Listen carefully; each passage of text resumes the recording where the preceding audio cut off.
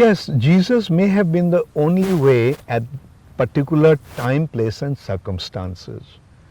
Like when there is no one who had any knowledge about God and Jesus came and gave the informations about God, then yes, in that context Jesus is the way. But that doesn't mean that the Jesus is the only way in the universal context. Like we have to consider that God is eternal.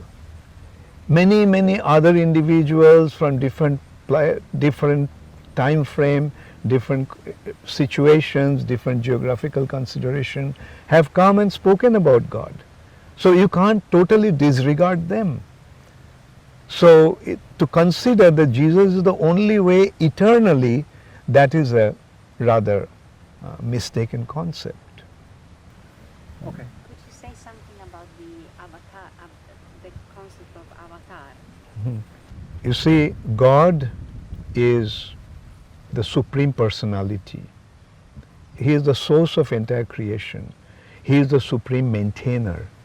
And there are innumerable living entities, and they are considered to be His children. Some of the living entities are in the spiritual world, some of the living entities are in the material world. Those who are in the material world, they are considered to be conditioned. And those who are in the spiritual world with the Lord, they are liberated. Now Jesus is one such liberated person who knew about God and who came from the spiritual world to convey the message of the Supreme Personality of Godhead in this world. So that's why He is considered to be a dear son of the Lord, a chosen one. But that doesn't mean that God has only one son.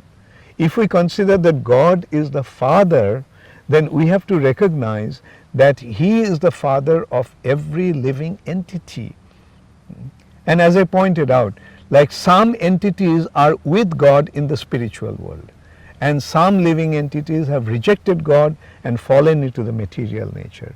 Those who have fallen in the material nature, those who are oblivious about God, forgetful about God, they are called conditioned souls, and they are subjected to this material nature. And personalities like Jesus Christ comes and give people in this world the informations about the spiritual reality, informations about the actual identity being spiritual, informations about the Supreme Personality of Godhead. Now those personalities come from time to time. And not only that, these saints or messiahs or sons of God come carrying the message of the Lord. Sometimes the Lord Himself comes and imparts this knowledge to the living entities. And when the Lord comes Himself, they are called avatar or incarnations of the Supreme Personality of Godhead. He comes here.